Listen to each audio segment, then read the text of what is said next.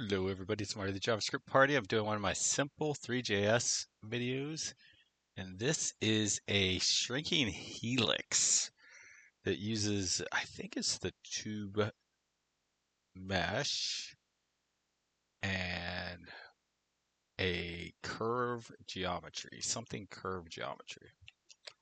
Let's see, get shrinking helix mesh. Go to implementation, is that right? Yeah.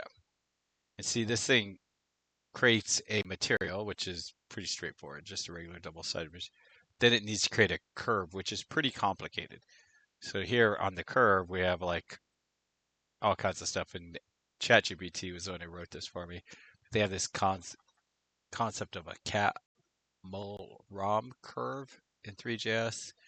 And it's really neat because you just give it certain points to, and then it'll build the curve a curve object around it, and then you can hand that to the job to 3JS. See, get shrink mesh curve geometry. Yeah, you can hand it to the mesh um, function, and as your geometry, and it'll return like a curved thing like that, like what we were just looking at. So that's pretty cool. And we are getting pretty close to the end. I think there's only like one other kind of thing, and I can't remember what it's called, but there's only one other kind of geometry I think that I want to cover. And then when we do that, I think that before we move on, and I think that I don't know if I want to move on to particles next or lights next, but either way, and I don't know like how much particles benefit from lights and how much lights benefit from particles. I don't think lights benefits at all from particles, but particles may benefit from lights. But it's becoming really clear that it seems like what we want is like a hash. I mean, a hash, ooh, a class that has like these sort of as utilities. Um, because, just, creating a mesh doesn't really require like any sort of state management or any anything like that. It just requires it get built. And so that's like the perfect thing for a class. So maybe, like when I finish this last thing, I'll switch out and go with here, let's reload this so we can see it. So that's what it looks like on its own. So if we rotate it along the y-axis, that's what we see. And then if we rotate it along the x-axis, it'll rotate down, and then we can think it's like that. Yeah. Um, but anyway, so it seems like what we need is a class that is just a static class well, static's not the right word. We need a basic class that is not like anything that just basically has a bunch of functions in it.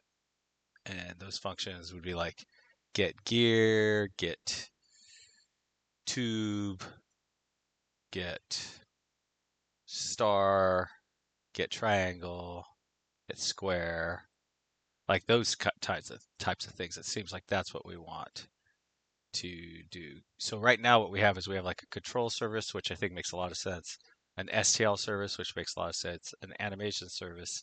It seems like what we should have is like a mesh service. Not a mesh service, but a viz mesh class.ts that has all these basic functions in it. And that would probably be ideal to sort of make that like all these are like Shrinking Helix 001, like maybe that will be the 002 series. And maybe but it probably makes a lot of sense to kind of take this last best lessons learned from this first round of things and turn it into um, a like a let me slow that down. Turn it into the main main of this, the main branch. And then that main branch can then be used to show. What am I trying to say? The main branch will then be able to, or that would be the name main branch that maybe we could use. Like it would have been so nice if I could have just always merged these things back into main, but it diverged so much from main that like it's completely out. And the other thing I would love to do is have a camera class that handles camera animations specifically, or maybe a CavViz camera animations class. Does that need to be? Yeah, I don't know if I guess it could be a class. It doesn't need to be a service. I guess I don't know. But anyways, so yeah, this is cool. Like I said, it would be really cool. I don't know. What if we move the camera to 000? I wonder how that would be. Since we're here, I think it defaults to 000, but it should look very different when it's sitting at 0. There we go. Now let's spin it along the y-axis. See what we see.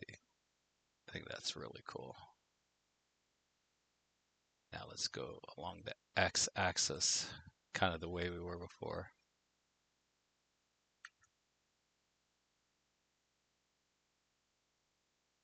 Yeah, that's really cool. We could go a little faster.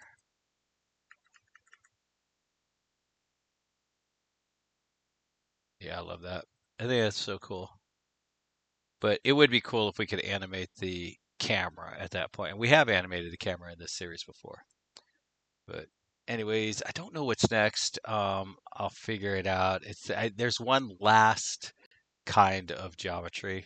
I think it's called like a shear or a shear. Can't remember what it was called. Anyways, happy coding, everybody. Have a wonderful day. Bye.